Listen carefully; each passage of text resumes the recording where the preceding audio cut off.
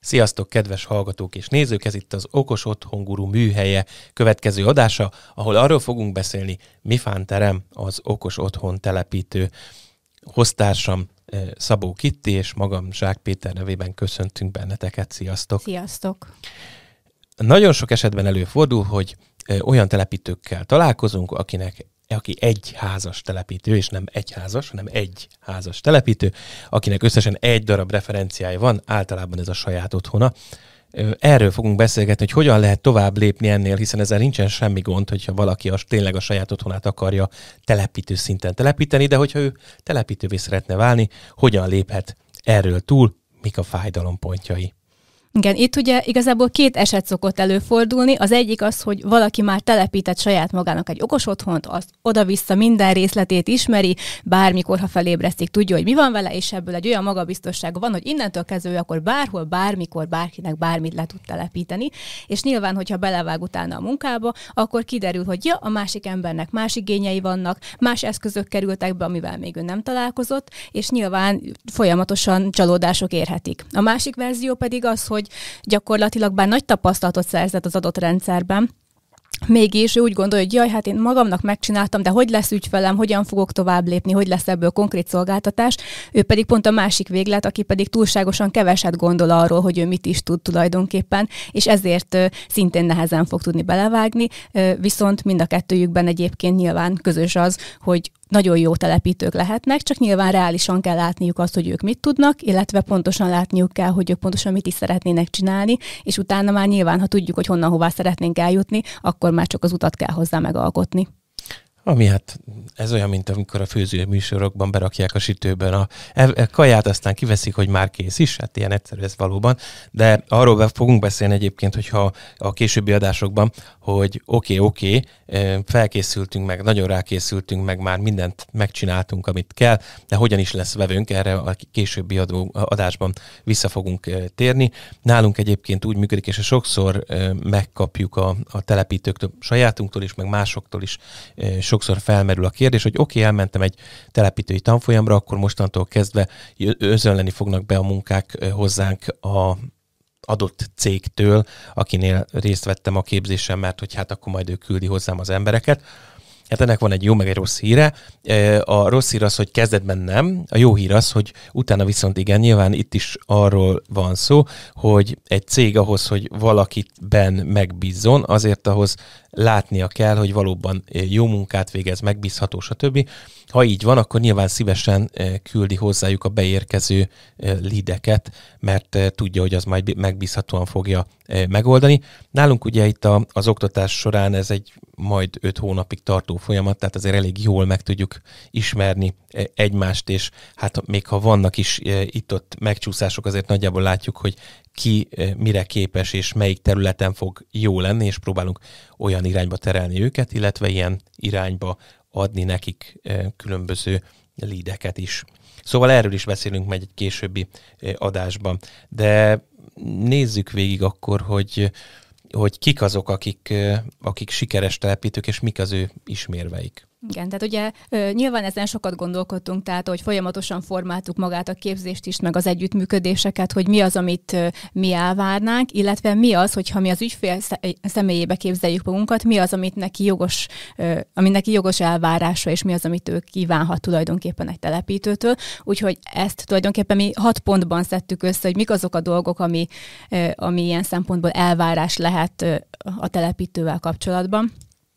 Ugye az első, és hát talán az egyik legfontosabb, bár részben a többit is lefedi, most ha egyszerűen annyit mondok, hogy nyilván a telepítő munkájának a minősége, nyilván ez egy tök általános dolog, tehát ez sok mindent takarhat.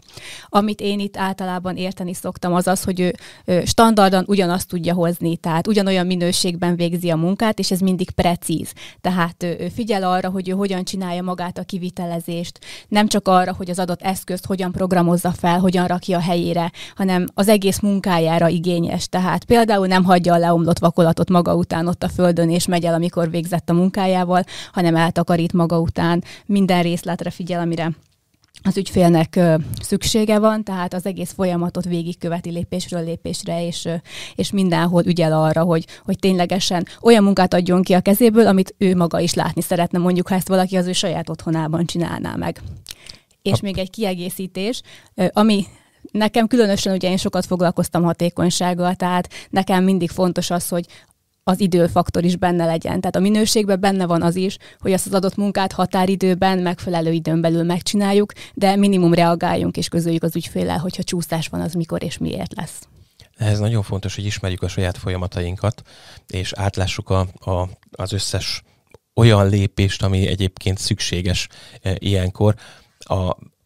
A rendszerben való gondolkodás, ez olyan kicsit elcsépeltnek hangzik, de mégis fontos, hogy nyilván akkor, hogyha be van tervezve az a takarítás a végére, meg közben tudjuk, hogy mikor, milyen eszközhöz hova kell nyúlni, ahhoz javítja a precizitásunkat, és nyilván a magunk után hagyott munkában is jelentős szerepe van.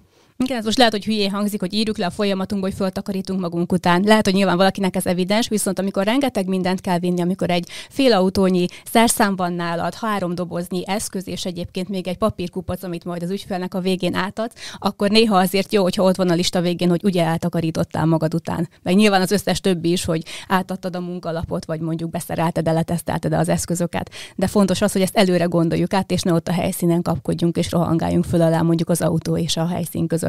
Ott van egy nagyon fontos dolog, amit egyébként később majd részletesen is tárgyalunk, a checklista, ami alapján ugye a saját munkánkat a végén tudjuk ellenőrizni, hogy valóban mindent megalkottunk-e, valóban mindent megcsináltunk-e, amit terveztünk, és a folyamatainkban tényleg a végére jutottunk, és megvan minden, nem maradt ki egyetlen lépése. Ez egy nagyon fontos dolog.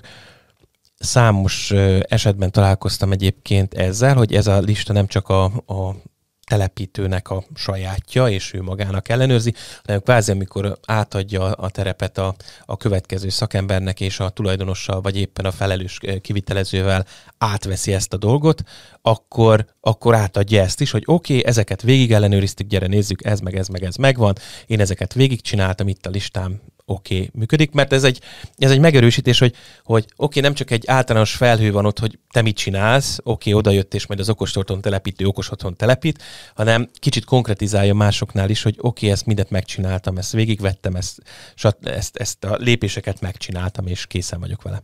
Igen, ez már csak azért is fontos, erről szintén fogunk majd külön beszélni, hogy az egyes szakágakkal hogyan kapcsolódunk, mert nem mindegy, hogy mondjuk hol kerül átadásra az egyes folyamatok. Tehát nyilván más területről, de nagyon jó példát tudok hozni, amikor lakásfelújításban voltunk, és be kellett szerelni a kádat.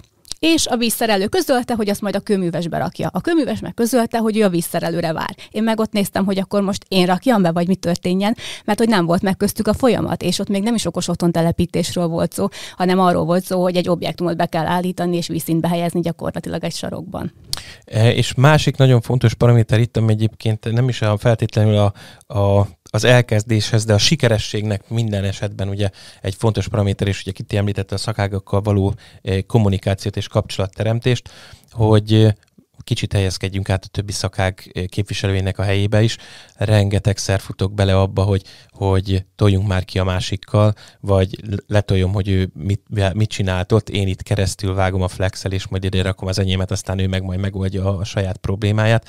Tehát egyetlen dolgot érdemes végig gondolni, hogy nem a másik szakággal tolunk ki, hanem a kedves felhasználóval, aki minket fizet, mert oké, majd a másik kijön, és akkor káromkodva megcsinálja azt, amit elrontottunk, vagy éppen nekünk szól, hogy akkor most szépen megcsinálod, és akkor vállalod a saját költségeidből azt, amit elrontottál. Ez mind szép és jó, tegyük fel, hogy mindenki állja a dolgot és megcsinálja, viszont ez rengeteg idő. És az idő pénz, és az időből még nincs annyi sem, mint a pénzünkből, úgyhogy ezt minden esetben gondoljuk végig, hogy nem a szakággal szúrunk ki legfőképpen, hanem a mi ügyfelünkkel. Úgyhogy emiatt ez fontos a szakágakkal való kapcsolattartás is. Igen, és ezzel át is vezettük magunkat a következő pontra, ami az ügyfélkapcsolatok, illetve hogy általánossággal a partneri kapcsolatok és a kommunikáció. Tehát, hogy az egy kulcsfontosságú, ezt ugye pont most taglaltuk, hogy a szakágakkal milyen kapcsolatunk van, meg úgy egyébként nyilván, ha elégedett ügyfelet szeretnénk, aki esetleg később is visszahív minket, vagy netántán ajánlani fog valakinek, az akkor lesz, hogyha ő gyakorlatilag boldog azon a ponton, amikor megkapta az eredményt, és annak nem ott van a határa, hogy jól szereltél be egy eszközt, hanem ott van, hogy az egész okos otthon kompletten működik, és az akkor fog kompletten működni, hogy az összes többi rendszer is működik, mert ha mondjuk rosszul lett bekötve, vagy meg kellett variálni a fűtésrendszert, mert mondjuk nem úgy illeszkedett az okos otthonhoz, akkor már is nem azt a funkciót hozza, amit ő az elején szeretett volna, és innentől kezdve őt nem fogja érdekelni, hogy ezt te rontottad el, a villanyszerelő, a gépész, vagy bárki, ő a végeredményben egy olyan okos otthont kapott, ami nem azt végzi, amire szüksége lett volna. Így van, és nagyon-nagyon fontos paraméter minden esetben az ügyfélt 99,5%-ban nem érdeklik a technikai részletek. Old meg, ő egy végeredményt szeretne, és őt az érdekli. És ez igazából minden szakágra igaz. Tehát el lehet mondani, hogy azt a Pista vagy a Jóska rontotta, és egyébként különben az ügyfélt egyáltalán nem fogja érdekelni, hanem legyen ez a dolog megoldva. Úgyhogy fontos minden esetben, hogy gondolkozunk egy kicsit a vevőnk, ügyfelünk fejével, ha mi ülnénk azon az oldalon, minket mi érdekelne a teljesen tőlünk független szakágaknak a működéséből, és akkor mi is jól fogunk tudni kommunikálni. Igen, és fontos ehhez nyilván, hogy értsük a kapcsolódási pontokat. Tehát, hogy tudjuk azt, hogy az ügyfél kitől mit vár. Nyilván ezt egyszer kommunikáció kérdése is, hiszen van olyan eset, amikor egy csomó mindent tényleg az okos otthon telepítőre rábíznak, és mondjuk a szakági kivitelező egy minimális pontig jut el, és az automatizáció már a mi kezünkben van, de az is előfordulhat, hogy egy csomó minden már tőlük jön, és mi csak rácsatlakozunk a rendszerre. Ez nagyon fontos, hogy már az elején tisztázva legyen, hogy pontosan kinek hol vannak a határai, mert nagyon-nagyon sok feszültségtől tudjuk magunkat megmenteni. Hát a másik dolog meg az, hogyha amikor arról van szó, hogy felelősségvállalás, én eddig a pontig vállalom a felelősséget a saját rendszereimig, ami idáig tart, és innentől pedig a tied. És ezt egyértelműen le kell fektetni, hogy se átfedés, se pedig gepek ne alakuljanak közbe ki, mert ez minden esetben problémát okoz. Igen. A másik pedig, ugye itt beszéltünk arról, hogy hol vannak a saját felelősségeink, illetve hogyan tartunk kapcsolatot másokkal, itt ugye kifejezetten szolgáltatókról beszéltünk, de ugye a másik nagyon fontos pont, ugye, amit ugye az ügyfélről mondtunk, hogy az ügyfél egy tökéletes egészet szeretne, és őt nem érdekli, hogy melyik ponton kirontotta el, és ez a te munkádra is igaz. Tehát, ha te alvállalkozóval dolgozol, és mondjuk nem tudom, a Józsi rosszul kötötte be az egyik relét, az ügyfelet nem fogja érdekelni, hogy te voltál vagy a Józsi, nem működik, old meg. Ugyanígy az eszközökre, berendezésekre is igaz ez. Tehát, hogy nem mindegy, hogy milyen eszközöket, mármint kifejezetten okos otthon eszközöket használsz, hiszen azt megint neked kell cserélgetni. Hogyha egy rossz márkát választasz, és nem működnek úgy a dolgok, ahogy szeretnéd, akkor nem azt fogja hibáztatni, hogy mondjuk az XY márkának nagyon rossz kapcsolói vannak, mert hát nekem emiatt nem működik az okos otthonom, hanem azt gondolja, hogy te telepítettél egy okos otthont, ami nem működik, és szintén nem az lesz a szempont, hogy ez most egy A vagy egy B típusú rendszer volt, hanem az, hogy te voltál az, aki olyat csinált, ami nem működik. Remélem mindenkit jól megijesztettünk ezzel a listával, és mindenkinek elment a kedve az egésztől. Úgy gondolom, hogy egy fontos paraméter egyébként van, amit már az elején is szeretném volna mondani, és a végén is el fogok mondani. Tökéletes okos otthon meg lehet alkotni fejben, de ez a verzió még mindig sokkal rosszabb, mint a mondjuk 80%-ban tökéletes okos otthon, amit meg is valósítunk. Ugyanez igaz egyébként a telepítés esetében is. Nem szabad addig várnunk, amíg mi leszünk a legjobbak a szakmába, mert az sosem fog elérkezni, tehát hogy folyamatosan tanul az ember, az, hogy el kell kezdeni csinálni. Úgyhogy itt a csináld nagy felkiáltó jelekkel az, amit tartsatok a fejetekben. Igen, tehát nagyon fontos az, hogy tényleg folyamatosan fejlesszük magunkat, tehát nyilván mind szakmailag, mindezt értem egyébként a folyamatokra, meg magukra az eszközökre is. Mert most kivételesen nem arra az eszközre gondolok, amit a falba beszerez, hanem azokra az eszközökre, amiket használunk. Tehát, hogy olyan berendezéseink legyenek, amelyek segítik a munkánkat, és azok is ugyanúgy minőségiek, és lehetőleg folyamatosan karban vannak tartva. Tehát nyilván viszonylag kevés gépet használunk, de ugyanúgy előfordulhat az, hogy nyilván falat kell fúrni, hiszen mondjuk be kell szerelni egy kapcsolót, akkor nem mindegy, hogy azt egy olyan géppel csináljuk, amivel a vakolat fele a ház többi részén is folyamatosan potyog, amíg dolgozunk, vagy pedig azzal tényleg precízen tudunk dolgozni, és a megfelelő eredményt tudjuk előállítani. Ez már csak azért is érdekes, mert hogyha nézünk YouTube vagy TikTok videókat a villanyszerelők autójáról, az egyébként egy nagyon árulkodó szerintem, több szempontból is. Az egyik az, hogy milyen szortírozási megoldásokat használnak. Van, aki mindenhol, mindenféle kis ajtó, stb. Van, és az autó egyébként csili-vili, látszik, hogy sose volt használva. Vagy a másik véglet, ugye, amikor minden be van hányva, és akkor jól van az úgy, de tudjuk, hogy hova kell nyúlni. Igazából ez mindegy a végfelhasználó szempontjából. A lényeg, hogy a kedves szaki tudja, hogy oda nyúlok, és onnan veszem elő azt az eszközt, és tudom, hogy ott van, és tudom, hogy a fogyóeszköz nem fogyott el, akkor az működik. Igen, itt ez a kulcsfontosságú, hogy tudjuk, hogy ott van. Tehát, és nyilván visszautalok megint a checklistákra, hogy ilyen szempontból én szeretem használni őket, hogy azért jobb, hogyha indulás előtt tudjuk, hogy elfogyott-e a vagó vagy sem, mint hogy a helyszínen küldünk el valakit, hogy gyorsan menj el a boltba és szerezzél, és esetleg még van is a közelben olyan bolt, ahol ez megejthető. Így van.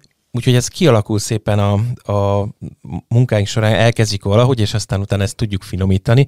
Az elkezdjük valahogy, ez egy nagyon fontos lépés. Tehát felépítünk valami rendszert, és az utána lehet finomítani, mint hogy finomítgattuk otthon a saját rendszerünket, anélkül, hogy elkezdtük volna. Igen, és akkor még igazából egy dolog kapcsolódik ehhez, amiről részben már beszéltünk, már összekapcsolódik az előző ponttal, meg a korábbiakban is már sokszor volt róla szó, hogy mennyire fontos az, hogy naprakész tudásunk legyen. Tehát nyilván valahonnan el kell indulni, de fontos, hogy folyamatosan a tudásunkat is fejlesszük, és az aktualitásokkal viszont képben legyünk. Mert az viszont kellemetlen tud lenni, hogyha az ügyfél szeretne valamit, mert éppen látta a tévében, hogy már ilyet is lehet, és akkor te pedig csodálkozva nézel, hogy 10 éve még ilyet nem lehetett. Igen, és az okos otthonban elég egyébként, hogy 1 évvel ezelőtt még ilyet nem lehetett, vagy éppen 3 héttel ezelőtt még ilyet nem lehetett, mert ez is egy nagyon gyorsan és dinamikusan fejlődő üzletág, úgyhogy nem kell mindent tudni, de legyünk képbe vele, hogy ilyenek vannak, és tudjunk valamit rá válaszolni. Illetve nyilván tudjuk azt, hogy hogyan fogunk ezeknek nekiállni, és utána nézni, és mindig legyen egy biztos forrás, ahonnan viszont az információkat össze tudjuk szedni. Megalkottuk az elefántot, egy nagyon fontos részlet, hogy az elefántot hogyan szoktuk megenni, apró falatokban, ezt is ugyanúgy érdemes végigvenni, tehát nem kell azt gondolni, hogy most oda megyek valahogy, és én leszek a hiper-szuper okos otthon telepítő, és én leszek az, aki rögtön az elején mindent tud. Van valamilyen folyamatunk, amit tudunk, hogy oké, elkezdünk valahol, és azt mindig finomítjuk. Igen, a lényeg az, hogy tudjuk, hogy honnan, hova szeretnénk eljutni, tehát mérjük fel reálisan azt, hogy hol tartunk, mit tudunk, mivel rendelkezünk, és gyakorlatilag ez alapján lőjük ki azt a célt, hogy akkor mit szeretnénk elérni, és utána pedig már akkor tényleg csak a tervrajz kell ahhoz, hogy azt az elefántot hogyan fogjuk megenni, és akkor igazából elérhetjük azt a bizonyos sikeres okos otthon telepítő létet tulajdonképpen. Ugye mit is értünk ezzel alatt? Nyilván megbeszéltük, hogy mi mindent tud, de ugye a te szempontodból nyilván az érdekes, hogy mit ad az, hogy te egy okos otthon telepítővé váltál, aki sikeres. Tehát itt gondolok ilyenekre, hogy már ugye, és erről is fogunk külön ugye beszélni, hogy milyen ügyfeleid vannak, egyáltalán vannak ügyfelek rendszeresen, folyamatosan tudod, hogy neked mennyi bevételed lesz ebből a telepítésből, tehát nem csak telepítgetsz, hanem céltudatosan építed a vállalkozást, ami neked a folyamatos bevételedet tulajdonképpen biztosítani fogja. Ez nyilván az alap ahhoz, hogy te nyugodtan kvázi a Maslow piramis aljáról már tovább tudjál lépni, és utána pedig eljuthatsz odáig, hogy ténylegesen azzal tudsz foglalkozni, amivel te szeretnél, és nem úgy mész el dolgozni, hogy na, ma is dolgozni kell menni, mert különben nem lesz miből cipőt venni, hanem azért mész dolgozni, mert értéket teremtesz, és szereted, amit csinálsz. És egyébként ez egy ilyen kicsit Coelho-i magasságokba való felütés, de tényleg így van, hogy tehát sokszor hallottam, és ezt tanulásnál is mondják, hogy hát nem tanulás, ami nem fáj, meg a munkánál is, hát az nem munka, hogyha az ember szereti csinálni, de hogy nem. Azon nincsen sose baj, hogyha az ember szereti, amit csinál, és azt csinálja, amit szeret, ez a másik irány. Úgyhogy itt nyilván az a célunk ennél is, hogy azt csináld, amit szeres. Így van. És akkor igazából nincs más hátra, mint akkor annak az elefántnak nekiesni szépen darabokban. A lényeg, hogy csináld. Hát úgy gondolom, hogy itt ebben ennyit szerettünk volna elmondani. Van még valami, amit még hozzá szeretnél ehhez a témához tenni?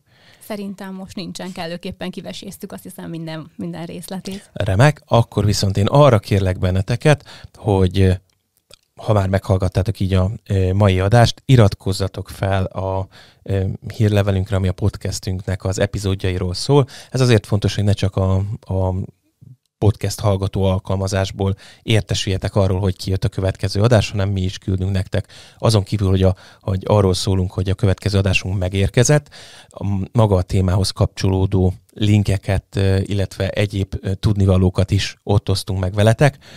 Ezen kívül, mint hogy a podcastnek a dolgait megküldjük, egyébként számos hasznos okos otthon információt adunk a hasznos okos otthon tippek hírlevelünkben, úgyhogy ha iratkozzatok fel, és itt megtaláljátok, illetve ne felejtsétek, hogy van egy Facebook csoportunk, az Okos Otthon Telepitek Facebook csoport, ahol ezeknek a hangfelvételeknek a videóanyagát meg lehet tekinteni, és jelenleg csak ott.